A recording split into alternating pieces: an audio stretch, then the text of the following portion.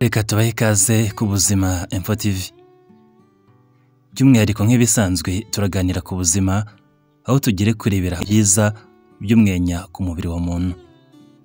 Umwenya cyangwa se mint ni kimwe mu bimera gakondo bishobora gukoreshwa nk'imiti ndetse ivura indwara nyinshi. Umwenya burya ushobora kuvura ibibazo byinshi bitandukanye bifata mu nzira z'igogora cyangwa se bifata mu nzira z'ibiryo. Umwenya nanone burya ukoreshwa mu kuvura indwara nyinshi zifata mu nzira z'ubuhumekero. Muri rusange umwenya ni mwiza cyane kandi ufite akamaro gatangaje ku mubiri wa muntu. Kuva kera umwenya wagiye ukoreshwa mu buvuzi gakondo, ndetse burya kenshi umwenya abantu benshi bawukoreshaga bagamije guhumuza ndetse no gutuma umwuka bahumeka uza umeze neza, ukabarinda kuba bagira impumuro mbi ituruka mu mwuka bahumeka. Ariko si ibyo gusa, burya abantu bagubwa nabi n'ibiryo cyangwa se bagira ibibazo bya indigestion, burya bashobora gukoresha umwenya. Wakoresha ikinyobwa gikoze mu mwenya cyangwa se ukanywa icyayi gikozwe mu mwenya cyangwa se ugahekenya amababi y'umwenya, burya aravura ndetse burya kugira akamaro gatandukanye, ari nako tugiye kuvugaho muri kino kiganiro, turebera hamwe n'ibyiza ndetse n'akamaro nyine tubisanisha byo gukoresha umwenya. Tudatinze rero, reka turebere hamwe ibyiza bigera kuri 12 byo gukoresha umwenya. Ibyiza biza ku mwanya wa mbere byo gukoresha umwenya nuko burya bivura, nuko burya umwenya uvura ibibazo byinshi bifata mu nzira z'igogora. Nibyo rwose, burya umwenya ushobora kuvura ibibazo byinshi bifata mu nzira z'igogora. Ibyo biterwa n'ikinyabutabire cyitwa menthol dusanga mu mwenya. Ni ikinyabutabire iyo kigeze mu mubiri gituma umubiri wacu ukora bile cyangwa se indurwe. Iyo ndurwe ikaba ari ingenzi cyane mu gusya ndetse no gucagagura no gutunganya ibiribwa twariye birimo ibinure, ndetse no gutuma nanone ibyo twariye birimo amavuta nabyo bibasha gutunganywa neza. Umwenya burya ushobora kuvura ibibazo byinshi bifata mu nzira z'igogora, harimo nk'ibibazo bya indigestion, aho ibyo wariye bikugwa nabi ukaba ushobora kuzana umwuka cyangwa se gaze mu nda, cyangwa se ukabyimba mu nda, muri make bikakorwa nabi bya bindi wariye. Ufashe rero burya icyayi gikozwe mu mwenya cyangwa se mint, burya ni cyiza cyane, ushobora kugikoresha wivura ibyo bibazo, ndetse burya gishobora no kuvura ibibazo byo kuribwa mu gifu, ndetse bigatuma nanone igogora ry'ibyo wariye rikorwa neza. Ufashe n'utubabi tw'umwenya burya ukaduhekenya ukamira amazi yatwo, burya nabyo byakuvura ibyo bibazo byinshi bifata mu nzira z'igogora, kandi bikakurinda n'ibibazo bya indigestion cyangwa se kugubwa nabi n'ibyo wariye. Ibyiza biza ku mwanya wa kabiri byo kurya umwenya nuko burya ushobora kuvura ibibazo bifata mu mara cyangwa se nanone bitera ibibazo byinshi mu mara. Hari indwara yitwa irritable bowel syndrome cyangwa se IBS. Ni indwara kenshi ikunda gufata mu rura runini. Ni indwara itera ibibazo birimo kuribwa mu nda mu buryo bukabije, ndetse ukaba ushobora no kugira diarrhea. N'umuntu ufite iyi ndwara ya IBS agira ibibazo byo kunanuka mu buryo bukabije nta mpamvu, bitewe no kuba intungamubiri zitandukanye zitinjira neza mu mubiri. Ariko buryo ukoresheje umwenya ushobora kwivura buno burwayi mu buryo bwihuse. Ndetse iyi ndwara yitwa irritable bowel syndrome cyangwa se IBS ni indwara ishobora kugorana kwa muganga kuyivura, ariko umwenya ushobora kuyivura. Kiriya kinyabutabire twavuze cyitwa menthol kiboneka mu mwenya, burya gishobora kuvura buno burwayi mu buryo bwihuse kandi mu gihe gito, kikaba cyoroshya na buriya bubabare bwo kuribwa mu nda bwaturutse kuri iyi ndwara yitwa IBS. Ibyiza biza ku mwanya wa gatatu byo gukoresha umwenya nuko burya ushobora kuvura indwara nyinshi zifata mu nzira z'ubuhumekero. Burya umwenya ni mwiza cyane, ndetse burya ushobora gukora nk'imiti yitwa decongestant.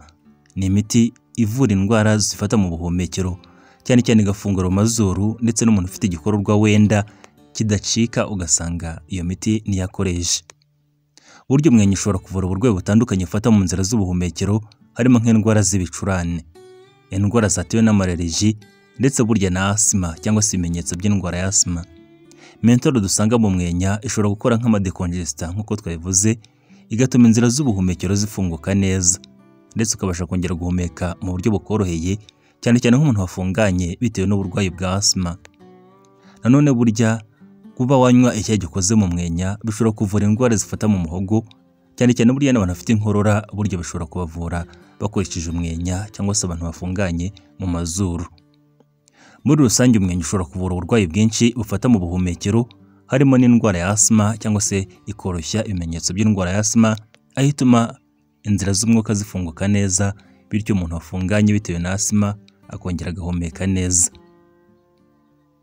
Ibyiza biza ku mwanya wa kane byo gukoresha umwenya ni uko burya ushobora kuvura uburwayi bwinshi bwo mu kanwa. Burya rega hari n'amakorogate cyangwa se imiti dukoresha twoza mu kanwa ikozwe muri minti cyangwa se ikoze mu mwenya, uzasanga inyuma yanditseho minti. Ndetse hari n'imiti burya ikoreshwa nk'amafoshi, iriya miti nyine unyuguza mu kanwa ugacira, ugura kwa muganga cyangwa se mu farumasi, burya nayo myinshi ibikoze mu mwenya. Umwenya burya ufite ubushobozi bwo kwica mikorobe zo mu bwoko bwa bagiteri zishobora kwangiza amenyo no gutera uburwayi bwo mu kanwa. Muri make umwenya ufashe ujye uwuhekenya bishobora kurinda ko kavite cyangwa se amenyo yawe yakwangirika, ndetse bikakurinda kuba wagira umwuka mubi cyangwa se impumuro mbi mu kanwa. Ufashe minti cyangwa se umwenya ukawuhekenya neza, hanyuma ukazajya uwuhekenya kenshi, bituma ugira impumuro nziza mu kanwa, kandi nanone bikakurinda ko wakwibasirwa n'uburwayi bwinshi bw'amenyo ndetse n'ufata mu kanwa. Ibyiza biza ku mwanya wa gatanu byo gukoresha umwenya ni uko burya ushobora kuvura ububabare bwo kuribwa umutwe.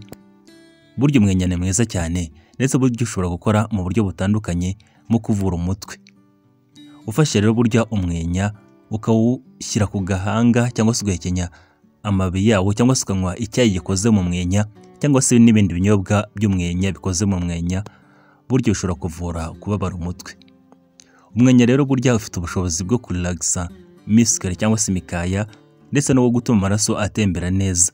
Ibyo bigatuma amaraso agera mu bwonko ndetse n'agera mu bice by'umutwe yiyongera. Ibyo rero bigatuma umutwe ushobora koroha, cyangwa se wa mutwe wakubazaga ukakira. Ibyiza biza ku mwanya wa gatandatu byo gukoresha umwenya ni uko burya ari mwiza ku ruhu, kandi ushobora kuvura ibibazo byinshi bifata ku ruhu. Burya umwenya ushobora gukora mu kuvura uburwayi butandukanye, burimo nk'indwara zifata ku ruhu, cyane cyane nk'umuntu ugira ibibazo by'ise, kuzana uduheri duto duto ku ruhu, cyangwa se kandi uruhu rwawe rutukuriza ugasanga rusa n'urwarwaye. Burya ukoresheje umwenya ushobora kuvura ibyo bibazo. Umwenya burya ufite ubushobozi bwo kwica mikorobe zishobora kwangiza uruhu rwawe, ndetse n'urushobora kuhatera ibibazo bitandukanye. Ushobora gufata utubabi tw'umwenya ukagenda udukamura neza, cyangwa se ukadusya, ukagenda ufata uwo mutobe watuvuyemo ukawusiga ku ruhu rwawe. Nanone ushobora no gufata amavuta akoze mu mwenya cyangwa se muri mint essential oil, ukagenda uyasiga ku ruhu rwawe. Bishobora kuvura ibibazo bitandukanye by'uruhu, cyane cyane burya ushobora no kuvura kwa kundi izuba rikwangiza, cyangwa se warumwe n'umubu cyangwa se izindi insect, ukahasiga hari ahantu haba hakuryaryata, cyangwa se hahinduye ibara ry'umutuku, hasa n'umutuku bitewe no kurumwa n'imibu. Burya rero umwenya ushobora gutuma ibyo bibazo byose bikira, ndetse ugasanga nyine ibibazo byo ku ruhu bise bigenda. Nanone burya umwenya utuma uruhu rwacu rukora collagen. Collagen ni ubwoko bwa poroteyine iboneka mu ruhu, ituma tugira uruhu rwiza kandi ruzira iminkanyari. Ibyiza biza ku mwanya wa karindwi byo gukoresha umwenya ni uko burya ushobora kuvura stress ndetse na anxiety. Nibyo rwose burya aroma cyangwa se iriya mpumuro yo mu mwenya igira ibyitwa calming effect ku bwonko, ndetse ibyo bigatuma ushobora kwirinda stress no kwivura imihangayiko ikabije bitewe no kuba wakoresheje umwenya. Nanone burya ufashe icyayi gikoze muri mint cyangwa se gikoze mu mwenya ni cyiza cyane, gishobora kugira ingaruka nziza ku bwonko, kigatuma butuza, ugasanga nyine wongeye gutuza, kandi ngo gitera n'ibyitwa mental clarity, ugatangira kubona ibintu neza. Ibyo rero bikaba bigira ingaruka nziza mu kugabanya stress ku mubiri, ndetse no kugabanya ibibazo byo gutekereza cyane cyangwa se ibindi bibazo waba ufite. Ndetse burya umwenya ushobora no gutuma usinzira neza, bikakuvura uburwayi bwa insomnia, cyangwa se kuri umuntu aba asinzira nabi akabura ibitotsi. Ibyiza biza ku mwanya wa 8 byo gukoresha umwenya ni uko burya ari mwiza, ushobora kuvura no kugabanya umubyibuho ukabije. Burya umwenya ku muntu wifuza kubungabunga ibiro bye bikaguma mu kigero cyiza ashobora gukoresha umwenya. Umwenya burya iyo ukoresheje ngo bifasha mu gutuma utagira ubushake bwinshi bwo kurya ibiryo birimo amasukari ndetse n'ibirimo amavuta menshi. Ibyo rero bikagabanya nanone ingano y'ibyo umubiri wawe winjizaga, bigatuma rero ubungabunga ibiro byawe kandi ntubukomeze kubyibuha cyane cyangwa se ngo wongere ibiro byinshi. Ni byiza ko rero mu gihe wanyweye cyangwa se wariye umwenya, ni byiza ko wakwirinda ibiryo birimo amasukari menshi, kuko ibyo biryo cyangwa se ibinyobwa birimo amasukari menshi bituma ubyibuha cyane. Muri make umwenya ni kimwe mu bimera cyangwa se mu biribwa cyangwa se mu kintu wakuramo icyayi cyagufasha mu kubungabunga ibiro byawe kandi kigaporomotinga weight loss. Ibyiza biza ku mwanya wa 9 byo gukoresha umwenya nuko buryo umwenya ushobora kuzamura ubudahangarwa bw'umubiri, ndavuga abasirikare b'umubiri mu bijyanye no guhangana n'uburwayi. Umwenya rero burya tusangamo vitamine A, tukawusangamo vitamine C ndetse n'ubutare bwa fer. Ibi byose bikaba ari ingenzi cyane mu kuzamura ubudahangarwa bw'umubiri kandi bikagira ingaruka nziza mu kurwanya uburwayi butandukanye bwatewe n'udukoko two mu bwoko bwa bagiteri, udukoko two mu bwoko bwa fungi ndetse n'utwatewe n'amavirusi. Muri make rero gukoresha umwenya bizamura ubudahangarwa bw'umubiri wawe, cyane cyane umwenya ukaba ari na mwiza ku bantu basanzwe bafite uburwayi busegesha umubiri, aha twavuga nk'indwara za kanseri, indwara ya sida ndetse n'izindi ndwara zose zishegesha umubiri harimo na diyabete.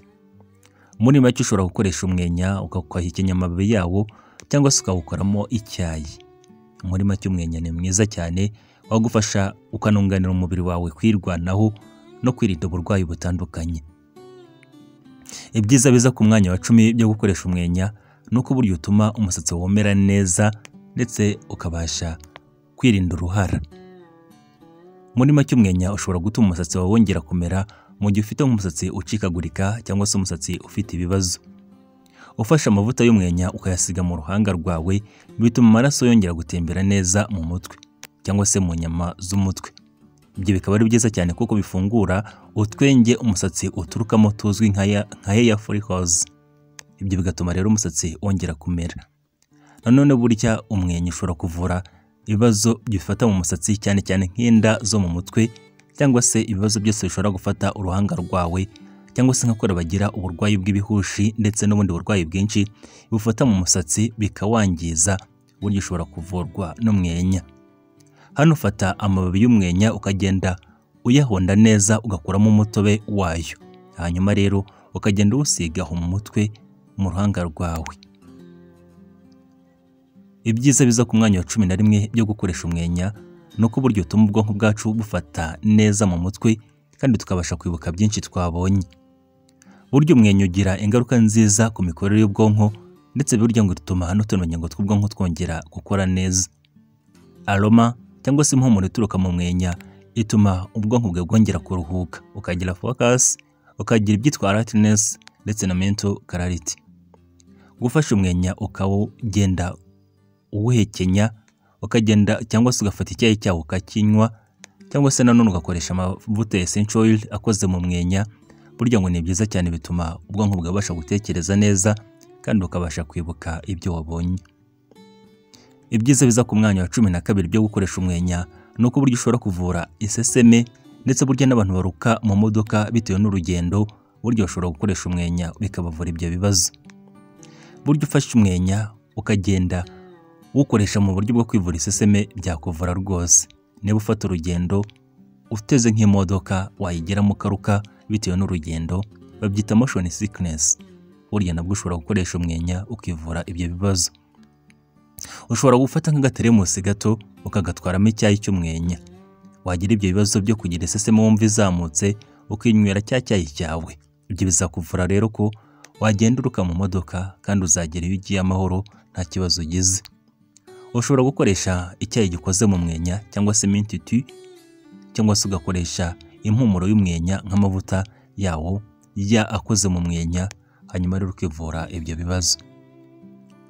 Muri make rero burya n'umugore utwite wa wundi wagize ibibazo by'iseseme babyita morning sickness, ibyo nabyo burya ashobora gukoresha umwenya akivura ibyo bibazo. Muri rusange umwenya ni mwiza cyane ndetse burya ni ikimera gakondo gishobora kuvura uburwayi bwinshi butandukanye, harimo n'ubwo tutabashije kurondora. Muri make umwenya ushobora gukorwamo ibinyobwa. Hari ibinyobwa byitwa umwenya nabonaga ariko manza bitakiboneka. Nanone burya ushobora kugikoramo icyayi. Niba rero ufite umwenya wahinze iwawe cyangwa se hari aho wawubona, uzajya ukoramo icyayi. Burya ni umuti, ndetse n'umuti ukaze cyane. Umwenya wakuvura ibibazo byinshi ushobora guhura nabyo, kandi wanakurinda n'ibindi byinshi ushobora guhura nabyo, cyane cyane ndavuga ibyerekeranye n'uburwayi. Burya rero uramutse ukoresha umwenya buri munsi ukawunywa mu cyayi, burya ni byiza cyane, kuko umwenya burya ufite ibyitwa healing properties, n'ubushobozi bwawo bwo kuvura, ndetse buzatuma ugira ubuzima bwiza, ndetse bizakurinda kurwaragurika, ahubwo bitume ubaho neza kandi unezerewe ufite ubuzima bwiza. Aribwo bwa mbere ugeze kuri channel, wakora subscribe. Tuvuga ku buzima, indwara, imiti ndetse n'ibiribwa. Nanone ufite igitekerezo cyangwa se inyunganizi, wayandika hagenewe kujya comment.